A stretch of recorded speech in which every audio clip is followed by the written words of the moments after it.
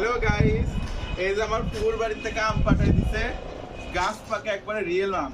তো ঘরে বসে খাইতে ভালো লাগছিল না, তাই ভাবলাম উপরে ছাদে যাবো, খোলা আকাশের নিচে বাতাস খাবার, বসে বসে আম খাবো। দেখি মিষ্টি কিরকম দেখায়। দুই অদ্ভুত আর খাওয়া যায় না। আমার পুকুর গাছের এই আমটা যে এত স্বাদ, মানে খুবই, আর গাছ পাকা আম হলে তো কোনো কথাই নাই। দেখেন সেই স্বাদ, কালার ধরে দেখেন, গাছ পাকা জিনিসের স্বাদ তো অন্যরকম হবে, প্লাস কালারও দেখেন পুরা কি মধু, না না মধুর ডায়লগ শেষ, পুরা কাঁচা গোল্লা নাটোরে।